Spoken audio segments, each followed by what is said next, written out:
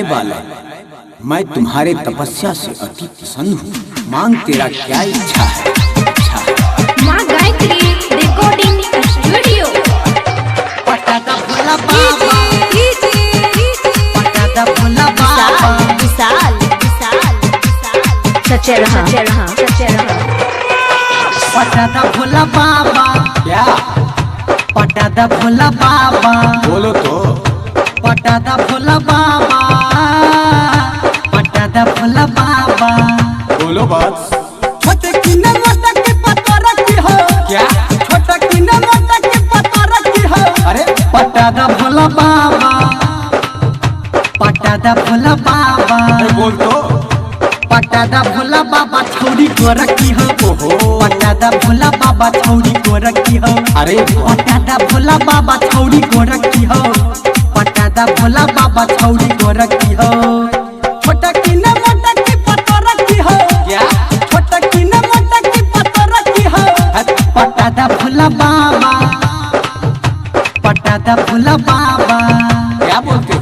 पटादा भोला बाबा छौरी को रखी हो। पटादा भोला बाबा छौरी को रखी हो। अरे पटादा भोला बाबा छौरी को रखी हो। पटादा भोला बाबा छौरी को रखी हो। मांग तेरा बहुत बड़ा है बालक।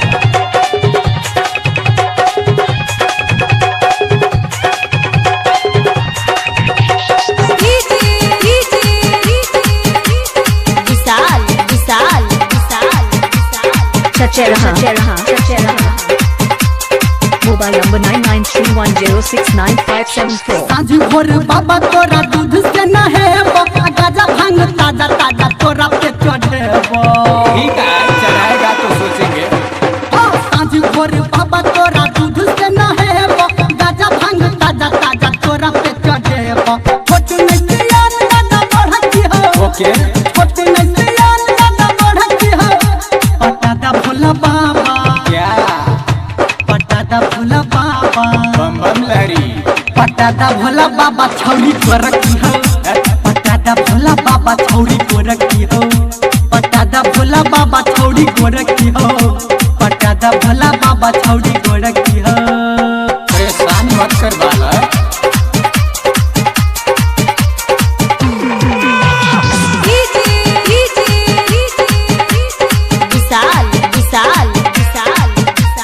सच्चे रहा काम घर में बाबा हमरा लागे नहीं नीक हो। हमारो बियाह कतो कदा अब ठीक हो। ठीक है, अगले लगन में सोचेंगे। काम घर में हमरा अब लागे नहीं नीक हो। हमारो बियाह कतो कदा अब ठीक हो। पढ़ल लिखल कोनो लड़की हो। जरूर होगा। पढ़ल लिखल कोनो लड़की हो। पटादा भोला बाबा, क्या? पटादा भोला बाबा, क्या बोलते हो? पटादा भोला बाबा छौरी को रखी हो। पटादा भोला बाबा छौरी को रखी हो। पटादा भोला बाबा छौरी को रखी हो।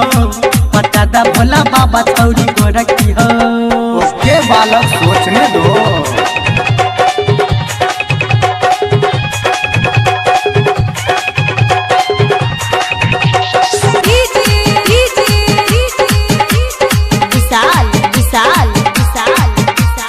सच्चे रहा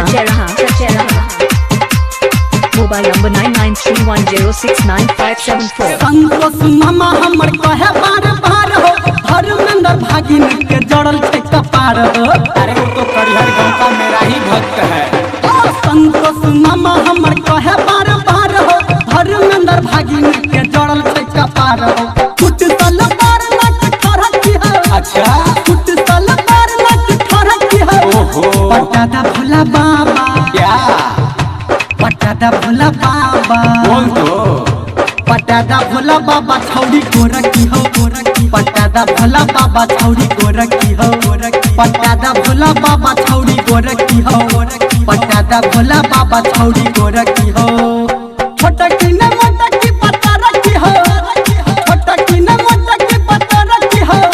पटादा भोला बाबा छौरी को रखी हो। पटादा भोला बाबा छौरी को रखी हो। सोचने दे। पटादा भोला बाबा छौरी को रखी हो। पटादा भोला बाबा छौरी को रखी हो। लगता है है बालक नहीं मानेगा, तथास्तु।